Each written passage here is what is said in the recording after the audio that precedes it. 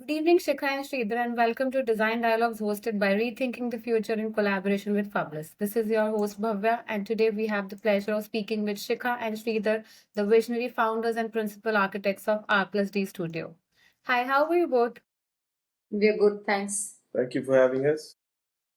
Thank you so much. Just to give a brief introduction about your studio, R+D Studio, based in Gurugram, India, is a design research focused architectural firm that emphasizes in collaboration and exploration. The studio redefines traditional norms by viewing constraints as opportunities, prioritizing the performance and creativity of spaces. Using cutting edge technology like 3D modeling and BIM, R+D Studio blends architecture with art, technology, and sustainability to deliver innovative and client driven solutions. Thank you so much for joining us. Thank you for having us. Yeah, thank you for having us. So, before starting the questions, I would like to inform you that this interview will be published on the website of Fublis. So, sign up on the Fublis website and you'll get the access to watch this interview. So, shall we proceed with the questions? Yeah. Yes. So, the first question for the day. In reference to your research paper on architecture and performance, what role does performance play in your design philosophy and how do you balance functionality with aesthetics? I'll start. So, when you ask about performance, performance plays a very, very important role in the way we design. For us at R+D Studio, formal aesthetics is not a criteria for designing. We usually start with scenario mapping, user mappings, understanding how a program works in multiple ways, and understand how the program in context, in its place, how does it perform with the user in place, with different times of the day, different scenarios are played out within the design. So yeah, so performance then becomes, is in a way our philosophy. We feel it's always program versus performance. The program is important, but the performance of the program is way more important than just a space that we provide.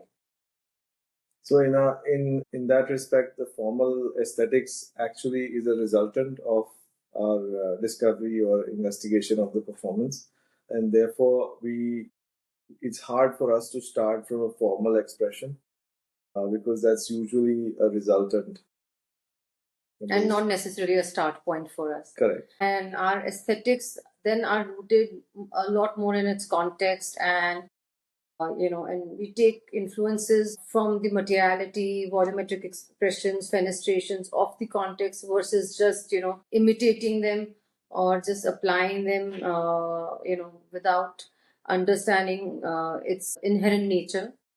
So yeah, that's how we do it. And so to answer your question, yeah, performance is definitely, and then how we balance this whole thing with the design is very key to our process. So, in reference to your project, that is the Dichotomous House, could you elaborate on the inspiration behind blending modernist elements with eccentric curves in the design? And how did you ensure that the house has balance between both traditions and contemporary aspirations? So the dichotomous house for us was a very interesting challenge because we were designing for two sets of generations and both of them had different aspirations, different lifestyles and different outlooks towards how they see their future in the house. So what started as a user in an investigation into the user experience and the program actually ended up creating some syntax of a formal expression. That's why we have two completely diametrically opposite set of formal languages. Yeah, I mean, while the aesthetics are very strong in the dichotomous house, again going back to your initial question, the performance of the spaces were first studied, under their lifestyles were understood, the generational gap was understood. They both wanted intimate spaces but of different nature. They both wanted spill out spaces, for entertainment, but again of different nature. So it's not like you can provide 10 different spaces, the sites are not that large. So we kind of, worked on that. And then eventually we were able to create this balance between the two personalities, let's put it like that. That's why the name, the dichotomous house also. And of course, to understand how the form plays out, we had to work with a lot of visuals. We had to work with a lot of physical models, with a lot of sketches in order to get both of the expressions, right. Correctly. Yeah. So a lot of give and take happens. We conceptualize it in a certain way that we view it from all aspects, and then a rationalization process takes place. So that's actually the fun part of being doing architectural design is once we have explored the idea of program and explored the overlapping of these various programs and mapped it on the site, then the formal expression is something that it's more visual, it's more tangible. You can start playing around with it, and it's also a participatory process in some sense, because even the client then comes to the point where he's reacting to a certain move per se. Yeah. And I think in more than tradition and modern, I think it was like the two different lifestyles that we had to cater to, and two different personalities. Again, not necessarily anybody being traditional or not. Of course, the lifestyle has your traditional elements with built into it. So of course the Vastu came into play a little bit in terms of how planning was done, but not necessarily how the formal expression was, because they were not that tied into the Vastu element. But yes, still, like all House is generally most of our taken in clients. with some version of Vastu. Also, this particular house helped us reinstate or reinform our core ideology of performance being central to designing, where each individual, they came to a point where we literally had four different clients, the mother, the father, the son, and his wife. And we actually had to sit through each one of them to create a continuous or a homogeneous kind of a space that was agreed upon, both in terms of program, but also in terms of form. So it became a very interesting journey in a way, because there came a point, at one point we were there for a meeting and nobody wanted to talk to us because they were all in disagreement with each other. But you have to take them through, and one has to be patient perseverant towards it. It also made us realize that what sort of an approach should one take, because everybody comes with a preconceived idea of a vision of a house.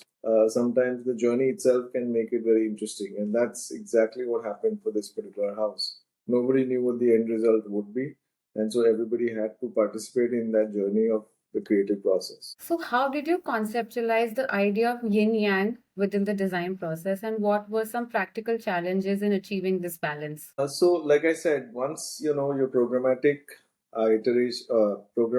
spaces have settled, it's the iterative process of a formal expression that comes into play, and that to me, I think is a little more iterative, which means we could be doing 3D models, physical models, sketches, doing approaching it from a multi-pronged in fact, we made much larger models also. Correct. In this case, so that there's always this anxiety between the client, among the client. Okay, we want this kind of a shape, but we don't know what it's going to feel like. Correct. Of course, so the balance was brought in the formal expression, along with the balance among what you call how you take them through it.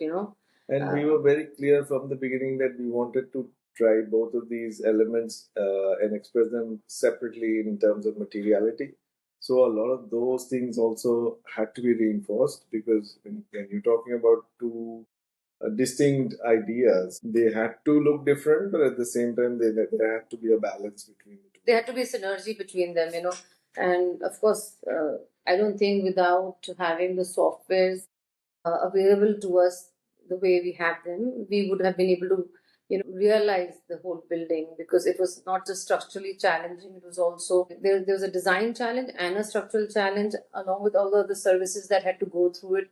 Some of our previous experience kind of helped us understand how to do it. I think our experience at Frank Gehry was handy, because we have worked with these kind of complex shapes. So detailing was something that we were confident of. Yeah, it's quite neatly done, and and we were able to achieve it with, even though we have the lack of skill sets available to us within the cost that we have to build it in, right? We are not going to throw the budget out of the client to build it. So being very conscious about that. So a simple example could be that all of these, the curved walls were all projecting outwards. So, typical two-dimensional plan would not be able to give us the dimensional control that we would require in order to, quantify the amount of metal required for creating that film, for example. So we had to rely on a BIM software, which we had adopted early on in the practice, that we will be generating a lot of drawings and a lot of three-dimensional visuals from this BIM software. So that really helped out. It also helps in explaining to your metal fabricator in terms of how to approach things. So we sat with the structural designer. We asked him to simplify the entire mesh of the curved fin to two distinct members, so that we did not have too many metal components involved in it. Similarly, we sat with the fabricator. We showed them all the visuals. We even had an app at site which helped him, visually navigate through it and see what take it some looks like. controls. So all of those things did kind of help. So, with reference to R+D Studio's design philosophy, what role does choreography of space play in shaping a user experience within your designs? Well, that's super important. Your choreography of spaces, basically adjacency of program. Again, we were talked a little bit about the scenario planning earlier. All that is kind of built into our ethos at the way of a practice. Like we have to look at program in multiple dimensions, like see how it works, and then approach the building design not just from a singular perspective, but approach it through multiple lenses. We have to see the building programmatically, but at the same time you have to be conscious about what the formal expression is going to turn out to be. So we cannot compromise one for the other. And I'll tell you a simple example. I mean, we've been working on designing educational schools, so institutions, right from the beginning of our practice. See, what typically happens in these kind of building typologies, there is a set pattern. There is a set pattern of, you place your classroom, you place your multifunctional spaces, and you arrange them in a particular format, and you're done. So that is something that we have always stayed away from. What becomes really important for us is to understand how the operations of that particular institution is going to be. And it changes between location, site, context, curriculum. All of those factors do come into play. So therefore, it actually provides us with a lot of tools, and those parameters help us engage the spatial adjacencies in such a way that it actually results in a different typology or a different formal expression, even though we are going ahead with the same program. Yeah, so it's not like we're just doing choreography of 2D spaces. We're actually looking at it in three-dimensional. Correct. And It's putting it together. We are never happy to come up with a quick solution. I've arranged these classrooms, I've arranged these blocks, and now what? Wow, done. It's never that. We always doubt ourselves whether we've actually done enough, extended it and pushed it enough, in case we end up with a quick solution. So, moving on to another project of yours. So, how did the local environment and context of Nimbahera influence the design choices and narrative for the project Lala Kalambar Singhania Public School? See, the LKSPS school in Nimbahera is a very old school, and Nimbahera is a very sleepy town. In like it's 2 hours away from Udaipur. It's basically because of the cement plants. That city has, and the existing building was already there, and but it was very dreary looking. And then there's also the bachelor hostel next to it. So, when we went to the project, we saw that we had to explain it to the client that, look, this doesn't work. You cannot have a bachelor hostel right next to, your kindergarten block. All these things are not allowed anymore. There are, it's not just operational challenges. There are a lot of rules and regulations in place now compared to earlier, in terms of, yeah. And this was a very traditional building built with rubber masonry and woven Yeah, ceiling. They were built in a technology that was almost during the 1950s or 60s and early 70s, I would say. I mean, the building was 35 years old, is what they told us. The main building was 35 Right. years old. And this was the skill set that was available locally, so they used whatever. Yeah, and then they had built, Artisans there were that some could- industrial buildings in place with sheds, again built in masonry, all load bearing structure, whereas now schools cannot be load bearing structure. So anyway, what happened was the bachelor hostel became an adaptive reuse project, whereas the old existing school became an extension project. And what we ended up doing was that we borrowed the scale and proportion from the context, and we said that we are going to use that as a driver here versus trying to just copy a traditional building or a new building, but keeping the synergy of the existing alive. And then, of course, we used a lot of an important tool in our arsenal, which is color, to tie the entire thing together. So we have a situation where the front of the building is rubble masonry, but we use the color over there to sort of go and envelope the entire newer building as right. Yeah. So, looking back, how do you feel this project represents your firm's approach to architectural innovation and contextual awareness? Like Shridhar said, that based on the program of the school and the project being in Rajasthan, we upgraded the project by adding, vibrancy through add of color. Because color is something which is very important. It's very prevalent in Rajasthan. You can see among the dunes, whether it is again, like the with the laharias and the bandhanis and the yellows and the oranges and the magentas. So we There is a sense of philosophy that the dreariness of the environment shall be overcome by the brightness of the colors, and therefore life as it is exists in its fullest, even in the hottest of desert.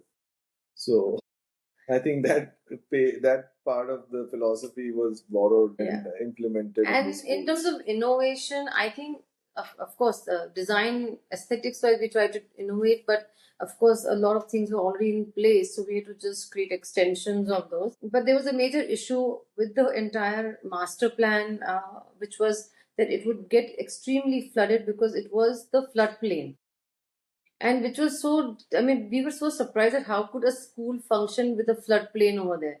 So what we ended up doing is, when we were making the extensions, we also redirected the entire water and created an underground, there was an existing canal, but we directed the whole water to that and took it underneath the buildings to go and connect to the to the cities nalas, or the sewer, not the sewers, but the stormwater drainage. And initially the engineers, they were like, how can we take it through the building and all that? But eventually, when they saw that we gave them a lot of sectional details and we worked with the engineers, we did a whole stormwater planning on that with the engineers. And that kind of became a bit of a, I would say that would be the innovation as such, because otherwise it's a very traditional building. Like I said, it is, it's more about how we have addressed it aesthetically. And of course, the adaptive reuse of the bachelor hostel is extremely sweet. The way it is, you have trees, existing trees growing all around. We've created this little, like the chabutras that you have in Rajasthan. So there are these round better for the children to. And when we created a double loaded corridor, we made sure that we cut the ceiling, brought in some natural light. So, and those kind of lights, when you paint them inside, creates a beautiful illumination inside the corridors. So those are something that really brightened up the space as a result. So even though we had a slightly heavier existing building, we managed to create a continuous. And some of the industrial buildings were converted into sports blocks, and where you can expose the trusses and all that stuff. So so it's kind of like brain surgery, but you have to be very aware of the decisions you make. Try not to create too much of a formal expression just for the being able to stand out. Yes, the opportunity is there, but sometimes restraint is the best option available. What challenges do you face when balancing structural functionality with poetic expression in your projects? I mean, I think you need to have a sound understanding of how much you can push the envelope. Like you have to be aware of how to do these things, and basically, like in Dichotomous House, we sat down and we had to tell the engineers like this is how you go ahead and look at it. Yeah. It comes with a lot of experience, I would say, and Yeah, and also being aware of some part of the technology. There is also the skill set that has to be taken into.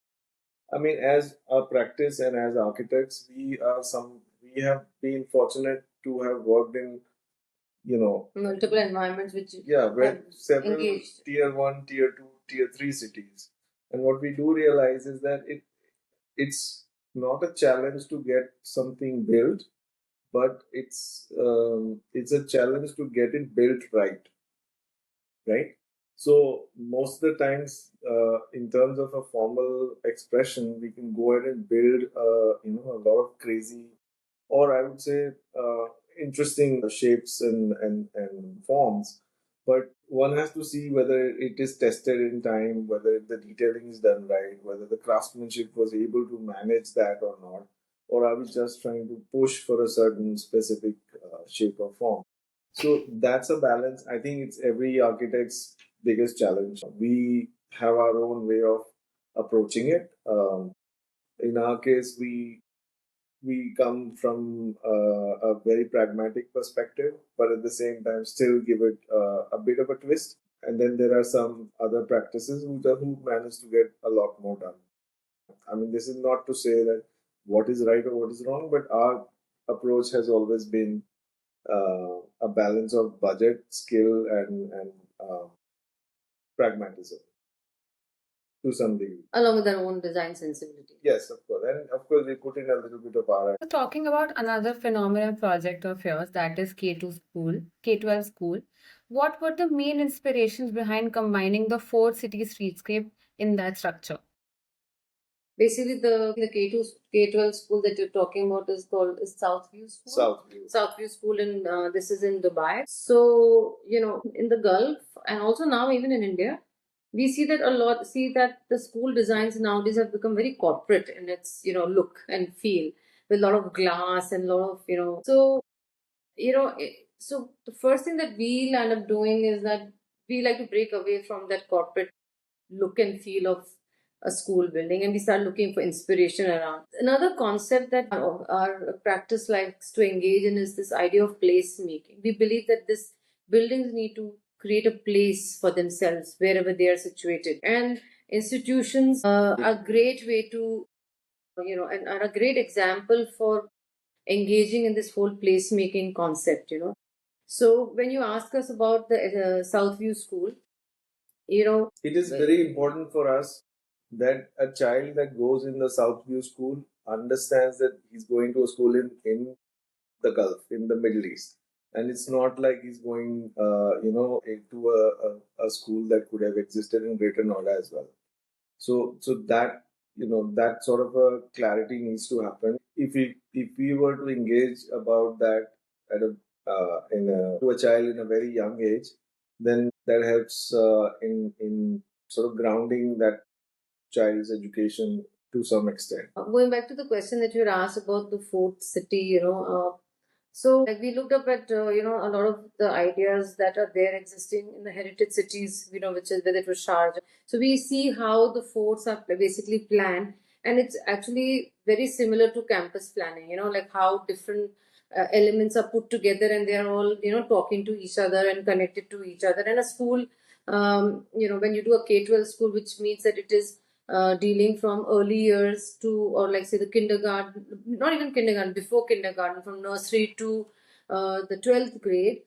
So you have three different distinct, school blocks that are coming into play. Then there is admin building, then there is the sports block. So there are lots of different zones that are there, which are very similar to like to a fort where you have your jananas, your mardanas, your baithaks, and so all the different spaces are there. And so that was a very important inspiration for us in the design of the school. And along with that, the way the old bazaars and the forts move, you have a lot of mutual shading that's happening over there. So the sustainable approach has also, is also something that we took from this, the fort like, or the heritage of the Arabian forts. So it's also about creating this sense of protection around the central courtyard. So a lot of these buildings are overlooking into the central courtyard. So if children are playing, it's easier to monitor them from a distance without really actually being there. So the idea that there is one building and then a ground is sort of questioned. And here we had actually grounds at various locations depending on the kind of program and the kind of children that participate in those spaces. So we had a large central courtyard, we had small play areas up on the first floor, some even on the terrace. So, trying to maximize on all the surfaces that are available, as well as a dedicated ground outside of the building premise. Yeah. As you just mentioned that quotas and mashabiras was one of the integral part and elements of your project. So what other elements which helped you to challenge the climatic conditions of Dubai in that project? I think when we like going back to the programmatic juxtapositioning of the way we talked about how we place our blocks together. Uh, like again, the concept I had already mentioned earlier, mutual shading has really helped us in terms of bringing down, and creating walkable surfaces for them for the school, because the heat over there is so much. So it helps, and also it helps channelize the winds by and the way Shridhar mentioned that we have created these levels within the site that allows for hot air to rise up and leave, and the cool air breeze to flow down. And by creating a lot of these, the a lot of these old if you look at the old Spanish streets or the Arab streets, they used to always have these coverings. So we've created these covered spaces where people walk through. So all of them are elements of they're all these elements that we've integrated into our design. And of course the scaling of these elements also has helped us. So for example, the mashrabiyas, the jalis are scaled depending on the kind of air that is coming through those spaces. So it's smaller towards the high breeze areas and slightly larger towards the low breeze areas. So it helps channelize the wind in a certain way, almost acting like a pull. The other thing that we obviously do end up doing is shade out the south side to prevent from the harsh sun directly hitting the building, adjusting the fenestrations in such a way that it actually looks a lot more organic in nature and not so military style standard punched window. So that is an architectural move that we always try and do. And now we see that a lot of new schools in Dubai are actually doing that. One of the biggest problems that we thought was this military regimental windows that would go one after the other, all across, pasted across the classrooms, and that to me has been a big problem. So yeah, we try to break away from that as much as possible. So right through our early days of designing, say, Victory Heights Primary School, which we started our journey in Dubai, we tried to break that notion of giving standard windows. And all the things that we've actually talked about, I mean, nothing out of the box. They are like most arid climates use these strategies of, high, low, like wind going through a narrow space and opening out to a larger space. Like things that cool down air, and then so those strategies have been in place, but we like to use them within our school. Somewhere down the line, what has also happened is like in places like Dubai, for example, with a lot of influx of foreign architects and architects from all across the world, a lot of corporatization of building typologies have happened. So what used to be traditionally a building that was uh, created with a lot of care for children suddenly ended up looking a lot more like an office building. Be surprised to know whether is this a place where for the children to study or for your father to work. So that boundary started blurring in. So we basically went back, looked at history, understood the context, and gave it a contemporary approach, and basically so. In fact, one very interesting thing that we got as a reaction from the the parents who have been coming to the school, or even like recently we went to buy the Gulf News approached us and asked us, how are you able to make your buildings not just be like, there are a lot of schools, but your schools especially feel as if there are community spaces. So that's again something that, because of this, place making concept, or looking back into how the old city used to function, we have created these, Shridhar mentioned the small court and the big court, and so there are all these spaces where it doesn't feel so much like a piece of glass box sitting there, but more as a a village, or a yeah, like a small village, where you have these different spaces to interact and come, and spill over, and different age groups to come through, and you see movement throughout the building as you so instead of our buildings don't appear as a pure glass box when you go there. And it also gives the school enough to be able to uh, adapt to the spaces, or the space, the pro like I said, the performance is so important. Since we had already looked at that aspect, the school comes back and ties itself by reusing these spaces in other ways that we had not maybe initially intended them to be Correct. used. So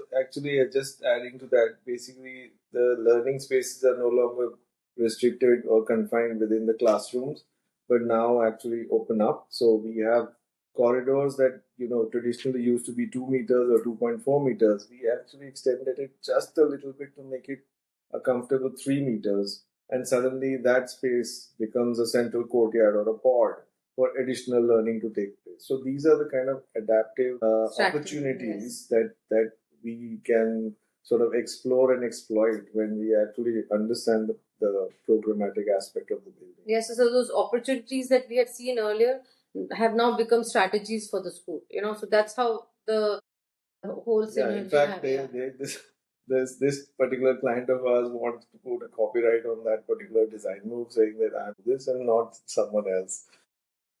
So that's an interesting outcome of it. So, going ahead with the last question for the day, how important is project documentation and publication for you is today? And can you share an example of a project of yours that is well documented and suitable for a publication? I think this question is for Shridhar, because I he's think in very. today's time, that's not even a question. It goes without saying. For an office, a project needs to be documented. For an individual architect or a young prospective candidate, a portfolio needs to project a portfolio needs to project his idea of design properly. So it's goes without saying. You need to have a good set of photographs. You need to have a good set of illustrations. You need to have a good set of sketches or diagrams that can help convey the idea or the concept behind your thinking process. And that has to happen within a limited number of, I don't know, 2 to 4 pages, so that everywhere. Now, in order to do that, first of all, is it important? Yes, it's extremely important. Second of all, what does it do? It actually helps convey your idea to the entire world within a limited uh, time frame or a limited space. And that, I think, is the most important thing. It's almost like throwing a pitch out there, saying that this is my project, this is how I approached it, this is what I ended up doing. And so it's an essential tool, an extremely essential tool, because when you have a good documented project, you never know where that publication might come up from to pick it up. And all of a sudden, you have guys in China appreciating a project that you did, or showcasing a project that you worked on, or even some place in. Yeah, we've had a few instances where we had people like applying from somebody wanted to come and work with us from Vietnam, for example, or somebody had wrote to us from somewhere in, I think, East Europe, who wanted to come and work with us. We had an American kid who came and interned with us because they saw something of ours online and they were like, we want to work only with you. Like the paper, right? There is that paper that's been published. So somebody read about that and they're like, we want to engage in this kind of a theoretical framework and discourse with your office. So I mean, it's a done deal. You can't escape that, and you must be able to showcase your project in a best way possible. And there are innumerable number of tools available for anyone to choose from. It doesn't have to be a specific formula. And case in point, you mentioned about a few projects. There was an MPH that we did early in our career, and the VHPS. Again, we published it. It got published on Arc Daily, and suddenly there was some school publication. No, what about the house, the Chimera House? It got published. A calendar picked it up in Germany. So and those are pleasant surprises that we come across. And then there was this Korean magazine that picked it up. So you never know. So a lot of these publications do get picked up across the globe. It's a globalized world today. So just like your Instagram feeds are important, so are your documentation. No, but in terms of the publication, I think it's extremely important. And then there are websites like yours that do a wonderful job of putting it out there and showcasing it to the rest of the world. So that was the last question for the day, Shikha and Shridhar. Thank you so much for giving your precious time. It was a pleasure to have you here both, and don't forget to sign up on the Fublis website.